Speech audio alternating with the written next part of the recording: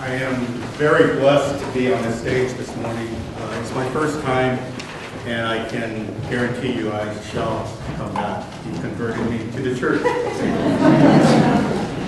It's one of the best religions I've ever witnessed. I'd like to thank Lisa Gill as well for what she did to get me invited today. This is an honor.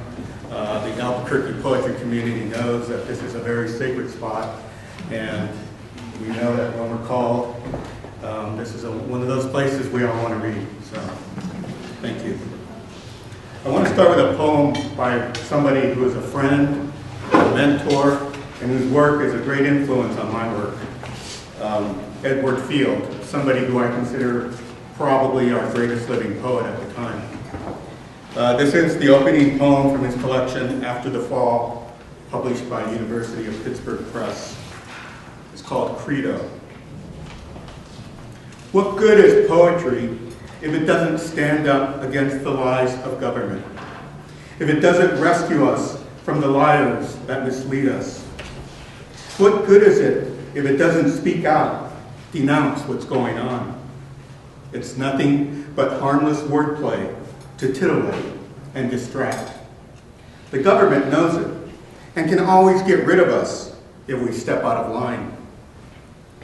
That I believed in poetry even when I betrayed it. That I came back to its central meaning, to save the world. This, and only this, has been my own salvation.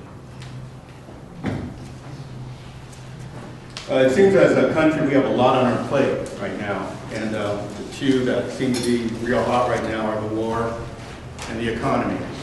So I'd like to start off with a poem I wrote for a young soldier who's in Afghanistan right now. It's called What War? For AJ. He calls to say his 19-year-old nephew was the only survivor this morning when the vehicle he was in was blown apart by an IED somewhere on an Afghani dirt road. And I can vaguely remember him as the little guy who showed up at birthday parties and family picnics on the 4th of July, trying to bust open the piñata and running with the pack as the kids played tag and climbed the playground slide and swings.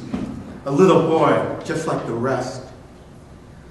I wish I could recall something specific, like a scar or a dimple. Then they all start flooding my memory. All the little boys who crossed my path over the years. And they all look the same, damn it. Just like now in their camouflage fatigues, boots, cap. Even when I close my eyes, feel the wrinkles on my forehead scrunch as I try hard to individualize by name and year. But they all look alike. As I tell him, I'm sorry, I hope he's okay. But then we both are silent because we know what that means. They will patch him up, send him back out for more.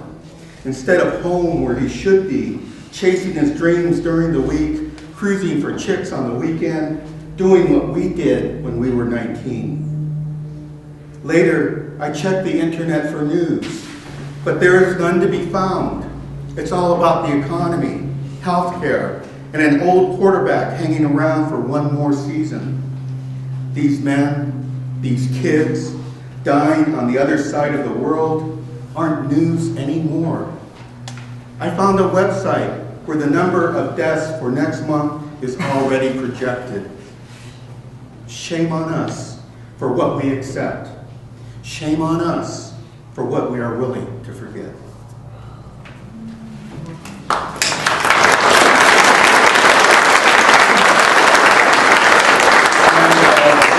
That's very dear to my heart from my first book, Meant Life, which was published in 2005, deals with unemployment, something I've been dealing with now for over a year. It was read by Garrison Keillor in February of 2006 on Writer's Almanac, and he reads it a lot better than I do. This poem is called Laid Off. They hold their heads high, say they saw it coming. They did. and knew how to take it in stride. They didn't. All week whispered conversations about unemployment benefits and maybe going back to school. Then the planning out loud for all to hear about meeting at a local bar Friday after work to get blasted and let it all hang out.